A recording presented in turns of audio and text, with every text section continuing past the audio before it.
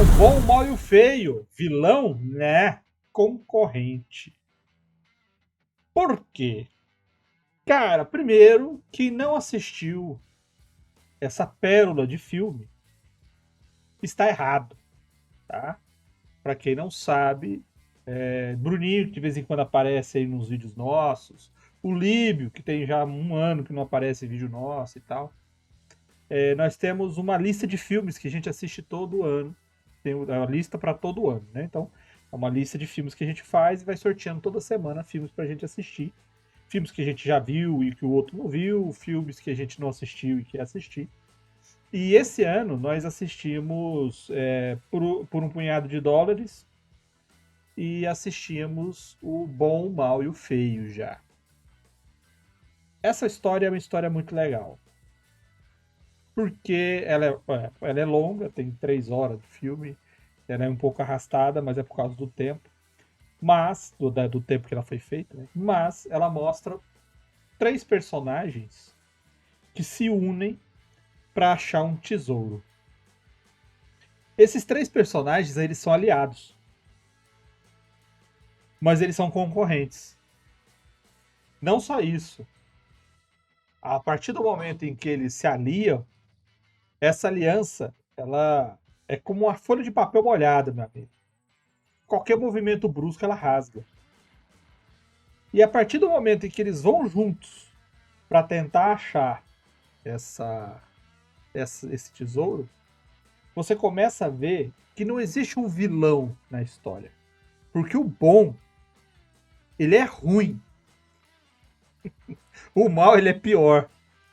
Não tem gente boa nesse filme. Não tem o mocinho e o bandido. Não tem o vilão. Todos eles ali, eles estão agindo em torno de uma esperança. Eles querem achar dinheiro. Porque eles não têm dinheiro. É isso que eles querem.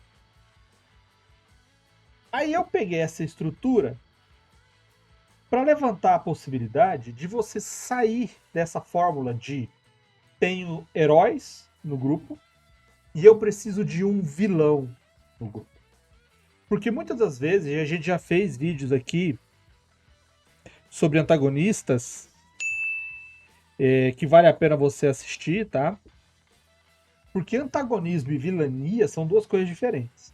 Você pode ter um vilão numa história que ele não é o seu antagonista. Ele só é um vilão que está na história. E você pode ter uma história sem vilão onde você está repleto de antagonistas. E se você for tratar uma história um pouco diferente das que você já faz, onde você elenca um grande vilão, um malvado que quer fazer uma coisa grandona, você esquece isso daí. E você começa a tratar com antagonistas que simplesmente querem aquilo que você também quer, você vai começar a trabalhar uma dinâmica muito mais intensa, onde você não vai ter essa noção boa e rápida de o que é bem e o que é mal, o que é leal ou o que não é, porque todos estão, na verdade, dentro de uma corrida para alcançar um objetivo. Quem lembra daquele desenho do Jack Chan é mais ou menos isso daí. Você tinha sim um vilão lá dentro. Você tinha um cara malvado que queria o poder dos talismãs e tudo mais. Só que o que você tinha era, de um lado, o Jack Chan tentando pegar esses talismãs e os capangas do vilão tentando pegar os talismãs. Eles eram concorrentes, eles eram inimigos. Não necessariamente os capangas eram maus. O vilão era o malvadão lá e tal. Mas eles não eram os maus. Tanto é que acho que alguns deles acabam mudando de lado. Mas toda a dinâmica ela envolvia buscar o objetivo comum. E a escassez, ela é o exemplo mais básico para você alcançar isso daí. Quem gosta de Machado de Assis, quem é um cara leitor ávido, tava conversando com o Marcelo aqui antes de começar, né, falando de Tolkien. Só que eu ia falar que ele era o machadista, né, os escritores machadistas, que são aqueles escritores muito descritivos.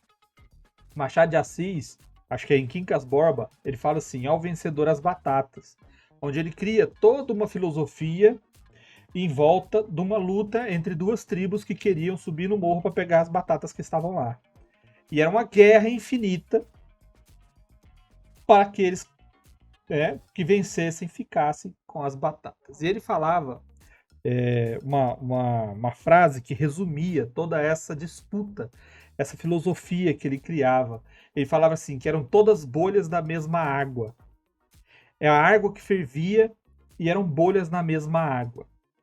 Por quê? Porque não importava quem vencesse, não importava quem conquistasse as batatas.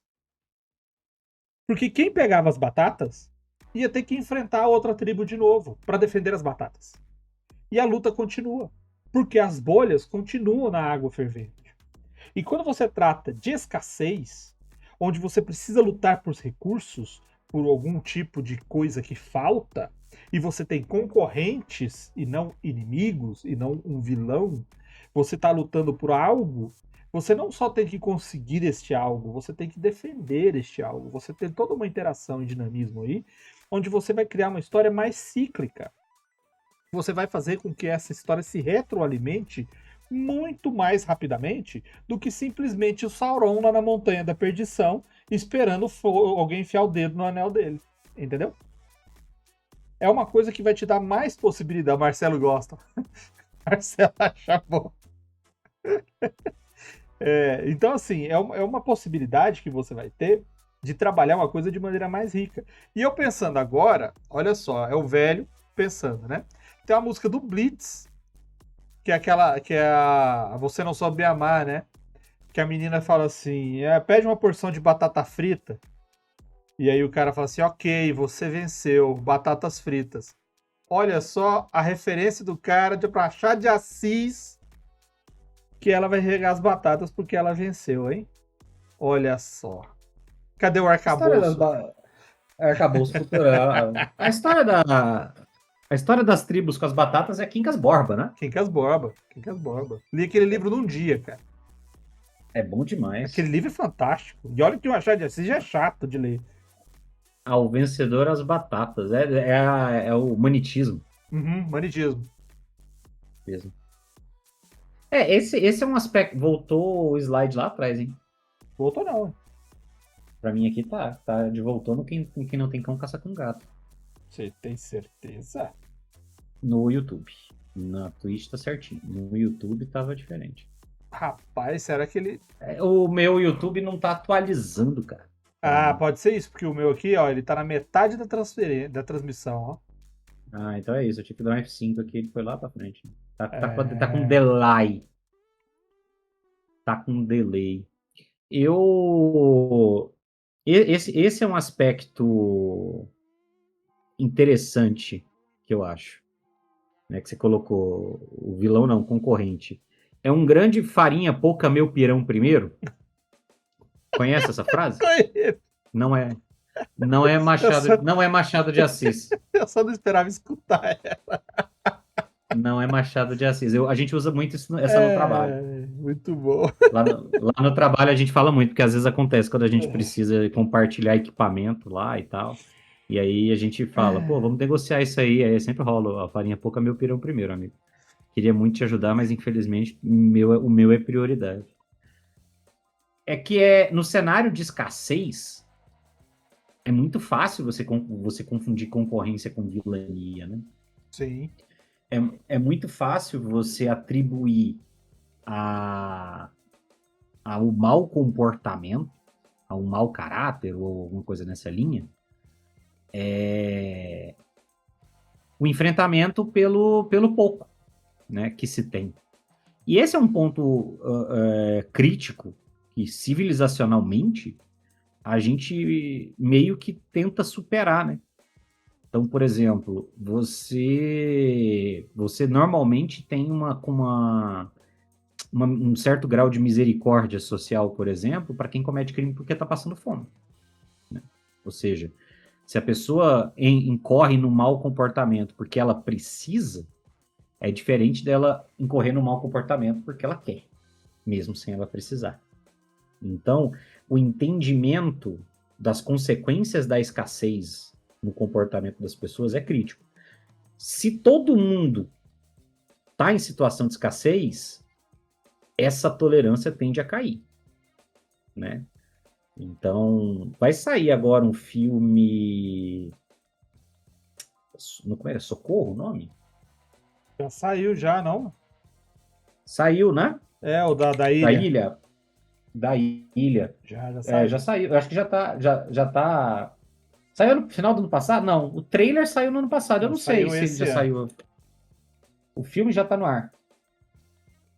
Estreou agora, estreou, tá vendo aqui, no final de janeiro. Do Sam Raimi, né? Ah, rapaz. Então, é. Estreou no final de janeiro, do Sam Raimi. Que é um pouco isso, né? O que ele tá discutindo lá no filme é um pouco isso. O que ele faz é misturar os dois elementos. Que é o mau comportamento em situação de abundância e o mau comportamento em situação de escassez. Quando as coisas mudam e aí você passa a ressignificar os comportamentos diante do contexto. Esse é um ponto bastante relevante quando você vai narrar em cenários que envolvam escassez como motor narrativo. Esse é um ponto que você tem que levar em conta. Exatamente. Eu tô fazendo uma correção aqui, porque No MHG thumbnail do YouTube, eu tinha mudado, mas eu acho que não salvou. E o MHG aí é o nosso paladino atencioso e conseguiu identificar rapidamente. Olha só, já está atualizado. E é para não dar briga mais.